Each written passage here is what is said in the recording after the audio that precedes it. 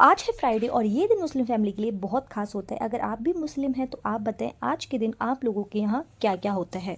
मेरे जो ब्लॉग रहने वाले हैं वो बिल्कुल अनफिल्टर रहने वाले हैं, कोई फिल्टर नहीं है, रियल लाइफ ब्लॉग होते हैं। मैं यहाँ पर कोई भी कहानी सोच समझ के स्क्रिप्ट लिख के नहीं बनाती हूँ। सिंपल जो मेरी रूटीन में मेरी लाइफ में चल रहा होता है वही सब आपके साथ शेयर कर देती हूँ। तो आज है इमाम हुसैन की बिलादत।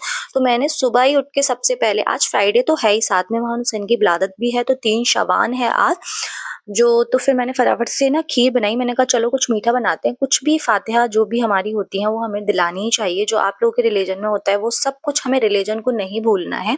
इस भाग भरी दौड़ जो लाइफ होती है हमारी बहुत भाग दौड़ वाली हो गई है, लेकिन हम अपना जो हमारा कल्चर चला रहा है उसको हम नहीं भूल सकते हैं, क्योंकि अगर हम भूल जाएंगे तो हमारे बच्चे क्या सीखेंगे। तो हमें बच्चों के लिए ही नहीं बल्कि अपने लिए भी, और घर में फातिहा वगैरह करने से बहुत काम रहता है, सुकून रहता है घर में, एक पॉजिटिव एनर्जी रहती है। तो मैंने फटाफट सुबह ही उठ के तैयारियां करने शुरू कर दी थी। खीर बनाने में मुझे ज़्यादा टाइम नहीं लगता है। मैं खीर को थोड़ा कैसे बना रही थी अपने स्टाइल में, वो मैं आपने जैसे क्लिप में देख लिया होगा। एक बार मैं बता भी देती हूँ। तो सबसे पहले जो राइस थे ना उनको थोड़ा दरदरा कर लिया। आप किसी भी से भी दरदरा कर सकते हैं, सिलबट्टा है उससे बढ़िया दरदरे होते हैं, मिक्सर ग्राइंडर है उससे कर लें, पूरा बारीक नहीं पीसना है। जो मैं ये वाली खीर बना रही हूँ उसके लिए बता रही हूँ। बाकी और खीरें जो बनाती हूँ उसमें बारीक भी करके बनाती हूँ। दरदरा पीस लिया, उसके बाद जो हमारी कढ़ाई है, जिस पतीले में आप बना रहे हैं उसमें घी डालें, चावल को अच्छे से भूनें उस घी में। उसके बाद जितना दूध है वो दूध डाल दें, और उसके बाद इलायची पाउडर डाल दें। सारे जो मेरे नट्स थे ना वो मैंने सारे कट कर दिए, उनको फ्राई करके ऐड कर दिया दूध में, इलायची पाउडर डाल दिया, अच्छे से इसको फ्राई किया। एंड फिर मैंने साइड में इसको एक थोड़ा सा स्पेशल टच देने के लिए मैंने क्या किया, जो हमारी चीनी होती है ना उसको पेन में डाला और उसका अच्छे से हमने बना लिया कैरमल। तो कैरमल बनाने से क्या होता है, जो हमारा खीर का जो टेस्ट होता है वो थोड़ा सा चेंज हो जाता है। आप चाहे तो पूरा कैरमल बना के भी इस खीर में डाल सकते हैं, लेकिन फिर उसका देसी वाला टच चला जाता है, क्योंकि पापा आए हुए थे ससुर, तो पता नहीं उनको पसंद आएगा या नहीं। थोड़ा सा टेस्ट देने के लिए मैंने आधी जो चीनी थी उसको कैरमल किया और आधी चीनी को मैंने एज इट इज डाल दिया। इससे क्या होगा कि जो हमारा खीर है ना उसका कलर चेंज नहीं होगा, लेकिन उसमें टेस्ट आ जाएगा। अगर मैं पूरा कैरमल डालती हूँ ना खीर में, जैसे कई बार मैंने बनाई है, पता नहीं आप लोगों ने शेयर किया है या नहीं, क्योंकि ब्लॉगिंग बीच में बहुत ज्यादा बंद हो गई थी, कर नहीं पा रही थी। तो उसका जो कलर है वो एकदम जैसे अलग तरह का आता है, जैसे कि पीच कलर जैसी हो जाती है, लेकिन ये जो है ना व्हाइट में ही रहेगी। थोड़ा सा लाइट कलर, थोड़ा सा कलर होगा ब्राउनिश, और टेस्ट इनहेंस हो जाएगा, बहुत बढ़िया लगेगा। आप इसमें एक चीज और कर सकते हैं, जैसे मैं करती हूँ हमेशा, इसमें जो हमारे टोस्ट होते हैं ना उन टोस्ट को एक टोस्ट पीस के और इस खीर में डाल दें, इतना बढ़िया एकदम रबड़ी जैसा, लाइक रबड़ी जैसा टेस्ट आता है। तो बस मेरी खीर फटाफट यहाँ बन गई थी। तो मैंने सोचा हस्बैंड बिजी हो जाएंगे, वो नहा भी लिए थे सुबह क्योंकि जुम्मा है, जल्दी से हम नहा लिए थे, क्योंकि जो काम उनका जहाँ जा रहे हैं वो, तो वहां जाके फिर घर वापस आना थोड़ा सा पॉसिबल नहीं रहता है। तो वो नहा के पहले ही चले गए थे कि मैं जा रहा हूँ, क्योंकि बहुत बिजी रह रहे हैं। मैंने कहा आप जाने से पहले फातिहा करके जाएं, क्योंकि पता नहीं फिर कब वापस आएंगे, दोपहर में लंच के लिए आएंगे भी या नहीं। लेकिन शायद आज आए, फ्राइडे है तो कपड़े चेंज करने तो आएंगे ही, लेकिन मैंने रिस्क नहीं लिया। मैंने पहले ही लगे हाथ फातिहा करवा दी, और फिर मैंने कुरान शरीफ पढ़ लिया, क्योंकि नमाज पढ़ी थी तो कपड़े पाक साफ थे, खुद भी पाक साफ थी। तो फिर जल्दी से कुरान पढ़ लिया, एंड फिर उसके बाद नहाई, नहा धो के सारे काम करके ऊपर चली गई। थोड़ा सा धूप लेनी थी, सर्दी लग रही थी धूप में बैठ के, साथ ऑरेंज भी खा लिया, क्योंकि साथ ही साथ अपने लिए वक्त निकालना भी बहुत जरूरी होता है। तो मैं थोड़ा थोड़ा बीच बीच में से वक्त निकाल लेती हूँ, काम भी करती जाती हूँ, वक्त भी निकालती हूँ, फैमिली को भी देना होता है, लेकिन अपने तरफ भी थोड़ा सा ध्यान रखना ही होता है। और फ्राइडे का डे था, बहुत सारे काम होते हैं, तो मैं क्या करती हूँ, कुछ काम लगे हाथ पहले ही रात में करके रख लेती हूँ। लेकिन आज का जो खाना था बहुत सादा सिंपल था। आज हमने फ्राइडे के लिए कुछ स्पेशल नहीं बनाया था। वही रीजन, हस्बैंड बहुत बिजी हैं, बाहर जाने का, दूर जाके लाने का कोई टाइम नहीं था।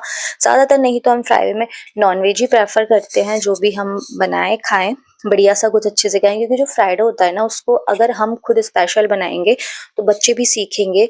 हम बच्चों के सामने कहें कि हाँ जी जुम्मा है, आज जुम्मा मुबारक है, उनको वैसा ड्रेसअप करें, मुस्लिम वाला ड्रेसअप करें। अगर गर्ल्स हैं तो उनको सूट पहनाएं, बॉयज है तो उनको कुर्ता पजामा पहनाए, तो उनको अपने कल्चर का भी पता चलेगा। लेकिन फरहान के साथ मैं ये नहीं कर पाती हूँ, इसका मुझे बहुत रिग्रेट रहता है, क्योंकि जब वो स्कूल से आता है 3 बज गए होते हैं, हस्बैंड ऑलरेडी नमाज पढ़ के आ चुके होते हैं, लेकिन कभी उसकी छुट्टियां होती है ना गर्मियों में या विंटर वेकेशन में ऐसा टाइम पड़ता है तो फिर मैं ज़रूर कर लेती हूँ।